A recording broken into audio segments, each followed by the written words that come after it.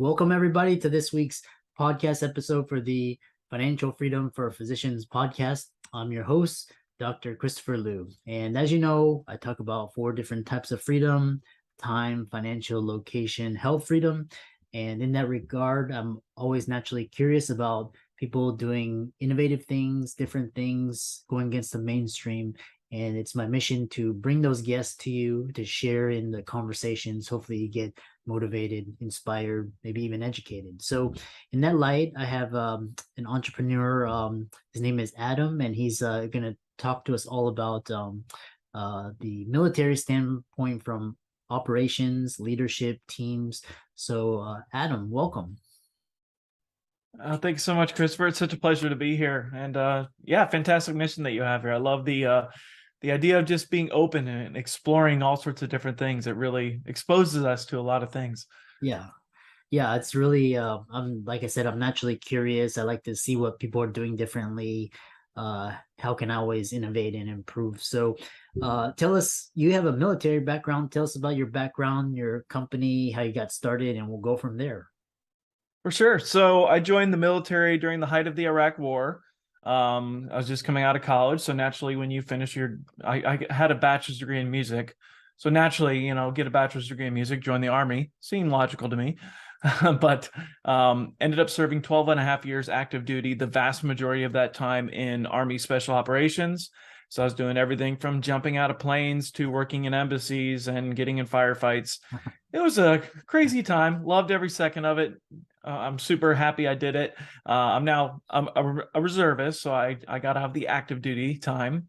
And I jumped straight into online business. I was fascinated about online business the first time I ran a Facebook ad, and I realized I didn't need permission from anyone to do stuff. It was great. It's this wonderful freeing thing. I could just do things. It was amazing. Where I really found my niche, though, was running teams, running companies, all the behind the scenes dirty work that most visionaries and entrepreneurs don't really want to do. That's my thing. Like, I love getting my hands into all the dirty work that has to happen to make a business run, and was able to take several companies now past the 7-figure mark, just helping run their operations and tighten that ship. Oh, nice. So you're a COO, and basically and you help, like, you're like a Sheryl Sandberg or a Emil Choi, people that really, run their day-to-day operations, it's a very valuable skill to have. So Absolutely. yeah. Yeah, it's quite interesting. One question I have is, we'll just talk about ideas and, broad ideas. Why hire an operator? Oh, it's a very good question. And I actually wrote a post about it on my LinkedIn. Operators I call us the misfits. So if you read some of the business management books, so to speak, they'll talk about the idea of a visionary and an integrator. And they're 2 very distinctly different things. And I don't say this in any way to denigrate integrators. They have their role and I love them. They're amazing at what they do. An operator is a misfit between an integrator and a visionary. We're a tactician that loves to get our hands dirty. We love to be in the weeds, making stuff happen. But there's like 30 to 40% of our brain that is entrepreneurial focused, and we can't turn it off. So we're so happy spending half of our day in the weeds, and then we got to get out and start looking at the strategic vision and working with our visionary entrepreneur to create the future of that business. So an operator, it's that happy medium in between. And so that's why I love operators. They're my people. Hiring an operator will get you that perfect balance between a tactician and a visionary. Yeah, interesting. I've never heard of the idea of an integrator. So one thing is, so you're kind of you're the liaison between, the leader and then, all the team. So what lessons did you learn from hiring and onboarding team members? It's a good one. First lesson is a business is really a collection of systems and processes that repeat. And there are things that happen within our companies each and every day. And it's those things repeating the same way every day that make for a stable company. So often, though, we take all those systems and processes for granted. So documenting, building out systems, building out core processes, playbooks, all this stuff has to happen before you begin hiring, before you begin expanding the team. I'm not a solopreneur right now. I do have a VA, but from the day one that I started my new business, training operators, helping business owners with their operations, I started creating my templates, started creating my own SOPs. The only person following it was me. But you know how much clarity and freedom having an SOP brings to any of us? We put all of this hard work into the creative things that we have to do and the hardworking things, especially your guys. You guys are physicians. Like, you have to use your brain so much of the day. Do you really have to be thinking about things when you're doing the parts that are running the business? No, following a checklist is so much easier. It's so liberating too, because you just go right down the list and do everything. So documenting those things before you move into the hiring process is the first thing I would recommend to absolutely anyone. If you don't think you need it documented yet, nope, you do. Document it. Just get everything captured, and that puts you in the best position then to actually get into the hiring process and start growing your team out. Yeah. Do you see any differences between online business operators and business operations in the corporate or just a physical space? The big difference comes with our communication cadences and like how we're actually working with each other and interacting with each other. As far as systems and processes, these are all captured in the same. I use Asana. That's my project management tool. If I had an in-person office, I'd still use Asana. It's a great tool that it doesn't matter like what type of venue you're in. As far as a lot of the operators that I've spoken to, we've been across the gamut from purely remote digital nomads to in-person. I have a friend who is an operator for a dental practice, and they have like 6 different offices, and she's in charge of all of it. But she's using the very same systems that I use to manage that company. Yeah. I was talking to one of my friends. He's also he's an entrepreneur, and he has an online business as well. And he's always telling me that he's always having trouble hiring good talent. They either leave and do their own thing, or the hires aren't as good. So how can you hire the best people? It's a very good question. I actually have a mini training that I can make available for your audience if you like, because I put together for my following. I follow a multi-step process to picking the best hire. The first is getting full clarity on what that role is, what it all encompasses. Customer service rep is not always the same as a customer service rep. As a pure example, like, don't allow ourselves to just take someone else's template and make our job posting based off of it. Instead, do it by task and the actual task that you want someone to do. Second is, we have so many different forums to actually be posting for jobs, like whether it's Upwork or Fiverr or LinkedIn, or I don't know, there's like 6 new ones I just discovered yesterday. All these different places where we can post for jobs. It's all about selecting the right platform for the right job. So if it's more of an entry-level position, something like Upwork's more suitable. If it's a higher level position, someone you want in a manager function, something more like LinkedIn is more suitable. So picking the right platform to post that job application is absolutely critical. And just take a glance on any of them and just do job searches. You're going to see where if you see a lot of jobs posting like your own, you're in the right place. If yours sticks out, you might be in the wrong place. So that's a step 2. Step 3 is really just evaluating the person first and whether or not they're a cultural fit. In the in-person business, we can build culture a little bit more easily because we're face-to-face a lot more. We're communicating more. When you're remote, that's a little more difficult. There's ways to do it for sure, but you have to really look at the person first and less about their skills more and their attributes.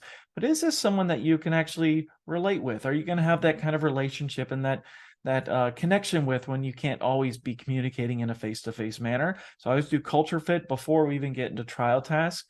And so it almost works like a funnel. If you're familiar with sales funnels, where you like start with a lot of leads and then slowly narrow it down, that's what we're doing through this whole process. We start by putting a job post, having a ton of people respond, bring a certain number of people into a culture fit interview. Okay, about half of them actually fit our culture. Then when we narrow it down even further, we move into trial tasks. You never want to hire someone without actually seeing what they can do. So creating some trial tasks for them to actually perform.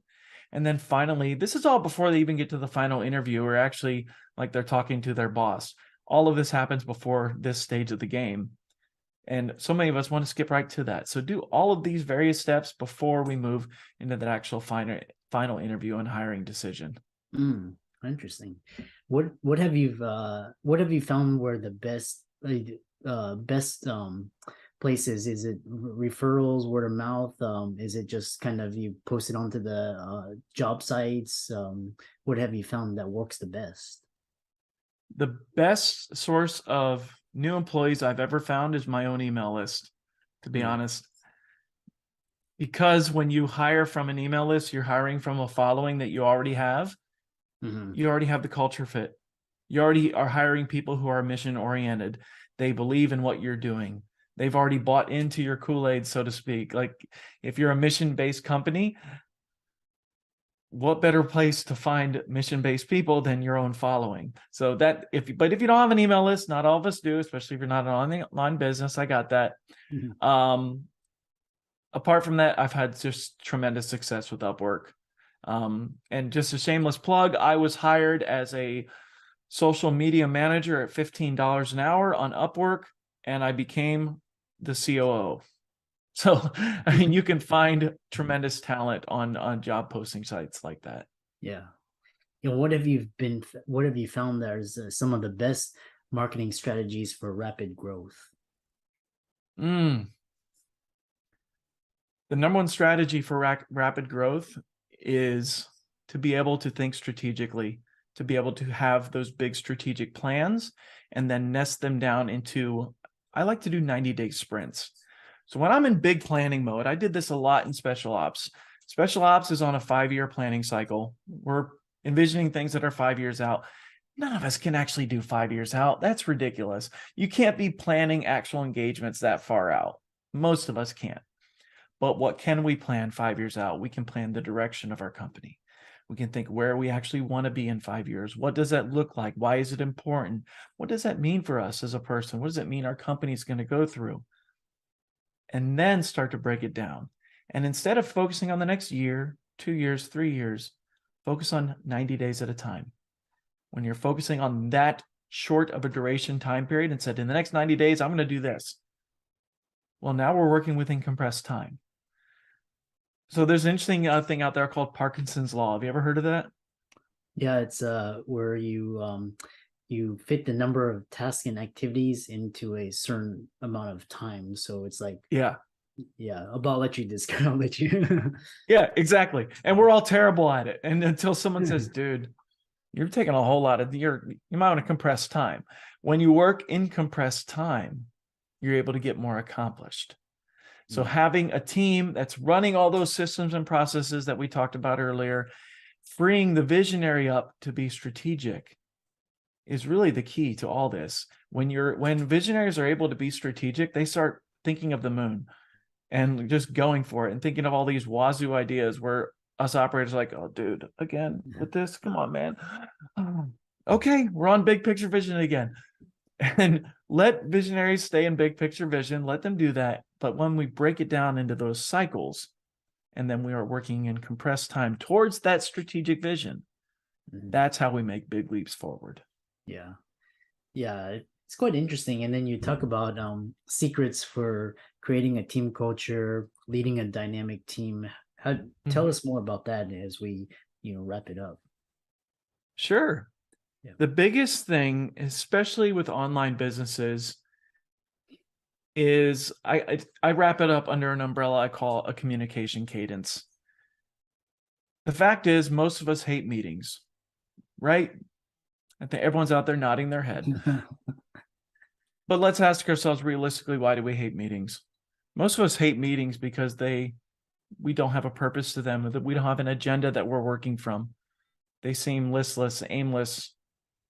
Are we really here for 30 minutes? Did this have to be 30 minutes long or not? When we work with intention and we're creating a cadence of meetings, a cadence of interactions with our employees, with our subordinates, with our higher ups, that's the first step into creating a culture. So with an online team, purely as an example, every week we start off with a team meeting. That is the kickoff. That's where we all come together and start working together. Every day as a COO, I have a 5 to 10 minute meeting with my entire team. A touch point, not long, only as long as it has to be. I've had them as short as 35 seconds before, when I only needed to say, hey, great, have a good day, bye. And then an end of week meeting. And interspersed into that was various meetings with different, like if we had different departments where we needed to have a marketing meeting or a sales meeting or a content strategy meeting. It's this cadence, this predictable, defined way that we're interacting, where we're not letting things be piecemeal, but instead we're putting it on the calendar. Everyone knows what's coming. Everyone has the agenda. That's really the first step, because what does that do? It gives everyone stability. And when you're then working within that stability, you can communicate your vision. You can communicate your ideas for future growth. You can tell stories from what your clients are experiencing to reinforce the fact that what you're doing is important. But it all starts at having a structure and a system for interacting with your team. And then I wrap up every month with a one-to-one meeting with each and every one of my subordinates, everyone that directly answers to me. And here's the critical thing to closing the loop on all this. As visionaries, as entrepreneurs, as leaders, we're often so focused on the information that we're putting downstream. What information are we giving our team? I'd ask you, what conduits are you giving for information to come back up to you from your team members? The one-to-one meeting is all about the team member, what they're feeling, what they're experiencing, any troubles they're having. It's not an evaluation meeting from me. It's solely about what they're experiencing in their role. What does that do for any team? It means they feel like someone's listening. They feel supported. They see a glide path to their own growth within the organization. There's a reason I've hired 12 people over the last year and a half. My turnover ratio is exactly 0. People do not leave a team that I hire them onto because they have upward trajectory, they have upward growth, and they have support. And it just builds culture within a team. Yeah, that's a very insightful conversation, and it's been great. How I know people are interested in following you. How can they do that? I know you're on social media, your website. How can they contact you? Sure. So the best avenue is through my podcast. It's called the Smooth Operator Podcast. So you can find that on Spotify, iTunes, Google Play. My website is www.adamliette. Let me spell that because it's audio, liette.com. You can check out that website, and I'll have some free training up there that you can take advantage of. Yeah. And for all the listeners out there, Adam's resources will be in the links and show notes. Thanks so much for coming onto the podcast. It was a great conversation, and we look forward to hearing about your future success. Thank you, Christopher. Have a great day. Talk soon.